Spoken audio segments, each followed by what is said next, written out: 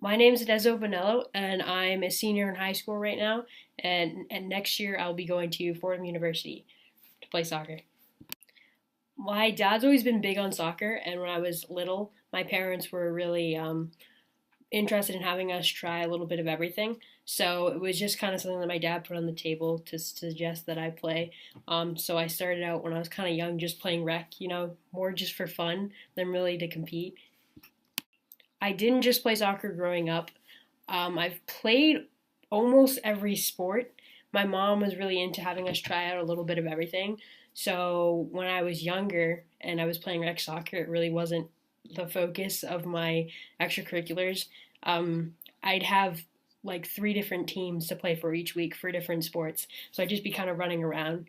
I wasn't really centered on anything. It was more just, to play to have something to do after school. So I just was really in it to have fun.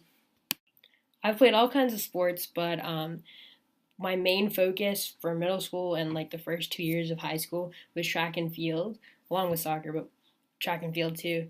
And that's really helped me to develop as an athlete, which is something I really need as a goalkeeper because I have to be powerful and I have to be fast. Sprinting, I sprinted and I threw. Sprinting helped me maintain my fitness during the off season, and it really helped me to, stay quick, especially when I'm on the field. Throwing, interestingly, has helped me with my game because throwing is all about maintaining power and having sure feet and being able to just explode in the quickest amount of time, which is really something that you need, obviously, to be a goalkeeper and to get to balls in the air and to propel yourself at a shot. So throwing in that sense has really helped me, to develop my feet. My dad watched a lot of soccer when I was really little, so I really watched just male soccer until about eighth grade when I started becoming focused on soccer, and then I started watching the women's game more. Um, one of the players that I really looked up to was Hope Solo, because I remember watching one game when I was in, I think, eighth grade, and I remember just seeing her and seeing how sure she was in her net and just how explosive and collected she was in the back, and that was something that I really wanted to emulate when I played, and I just saw her play and I saw someone that I really wanted to be, that I really wanted to try to be. So I think that helped me a lot to motivate me to try and improve my game in that sense so I could become more competitive. Maybe not make the national team, but to make my high school team. My favorite player right now definitely has to be Vincent Company. He's one of my favorite defenders to watch, and in my opinion, he's the strongest defender out there right now. He's always just calm and collected. He stays strong, he never draws out a foul. He'll get into these situations that seem hopeless, like he'll have two men on him and somehow end up with the ball. He's always quick to get his team on the offense after he stopped to play, and he's someone that I would love to have playing in front of me. If I had to give advice to a young player trying to play in college, it would be to trust the process. I know it's really hard to stay patient and to really believe that, oh, I'll find my place, but I've had an extremely long and drawn out process, and I really think that there's a place for everyone. So I think that if you work hard at it and you take the time to contact coaches and take the time to go the extra mile, then I think that you're really going to find your place.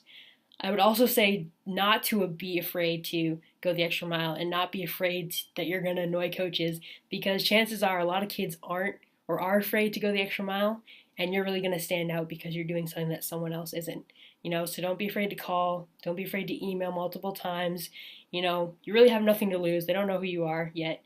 Um, so yeah, I would just say, stay focused and work hard and you'll find your place. I would say ideally that my favorite pregame meal is pasta, but a lot of my games right now are right after school, so I'm really just running on lunch, which is usually like a sandwich. But definitely, I would definitely say pasta. Spaghetti and meatballs specifically. I like Big ziti too. Anything with pasta would probably be my favorite pregame meal. I'm actually not a rookie this year since I'm a senior in high school. Right now, this year's pretty good actually. Senior year is very fun. It's nice to kind of be able to breathe, knowing that I have a place to go and to work towards that. It's tough because you're one of the older kids now. I'm a senior, so me and my fellow seniors are kind of the kids that that our teammates look towards. So it's tough, trying to be a role model for the freshmen who are coming up. But it's a lot of fun and it's really rewarding at the end of the day. One of the things that's hard now and that I know is definitely going to get harder next year is balancing schoolwork and soccer.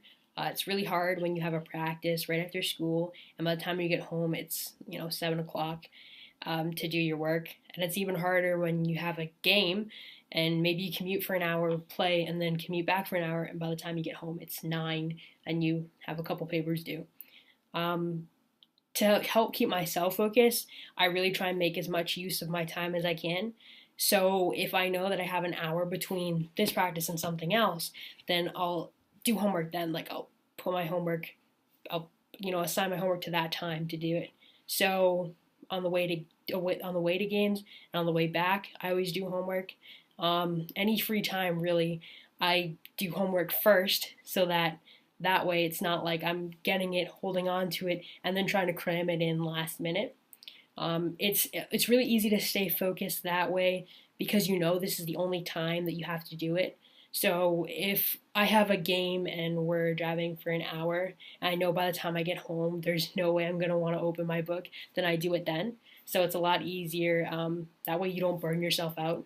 So, you're not staying up until like 1 in the morning trying to get homework done that you put off until the last minute. I think it's really important for kids who play sports to do that because, we have a lot less time than everyone else. One of the lessons that I've learned along my journey is that sometimes things don't always work out the way you want them to. Sometimes that school that you really, really like falls through, and that's okay because even though things don't work out the way you think they will in the moment, they'll definitely work out to be all right. And eventually you'll look back and you'll see, all right, so I've found my place, this is where I should be, and I'm glad that I'm here. I've also learned that it's okay to fail sometimes. For a keeper, that means it's okay if the ball goes in.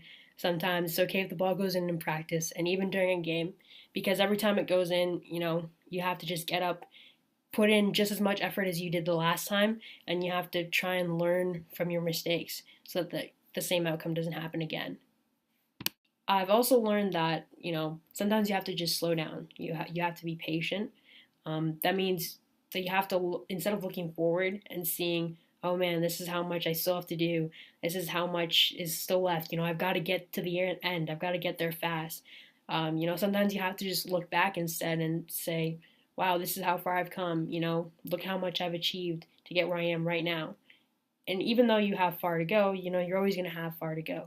So you really need to just, slow down, appreciate the work that you've put in and the work that other people put in for you.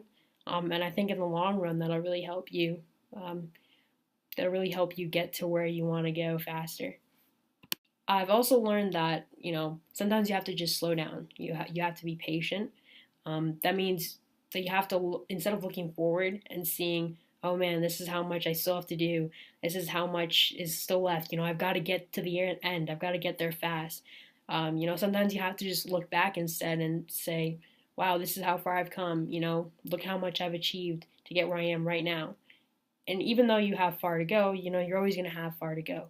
So you really need to just, slow down, appreciate the work that you've put in and the work that other people put in for you. And I think in the long run, that'll really help you. That'll really help you get to where you want to go faster. My short-term goals are definitely just to be ready athletically and academically for school next year. So, the first day of preseason, I want to be able to step on the field and show what I have. And during the first day of classes, I want to be as sharp as I can.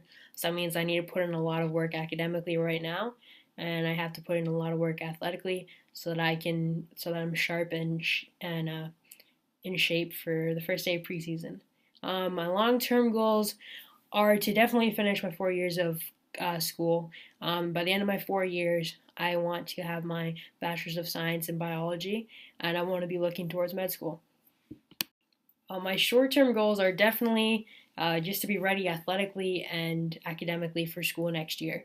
So, the first day of preseason, I want to be able to step on the field and show what I have. And during the first day of classes, I want to be as sharp as I can.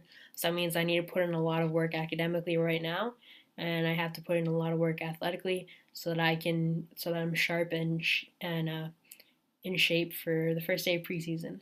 My long-term goals are to definitely finish my 4 years of school. By the end of my 4 years, I want to have my bachelor's of science in biology, and I want to be looking towards med school.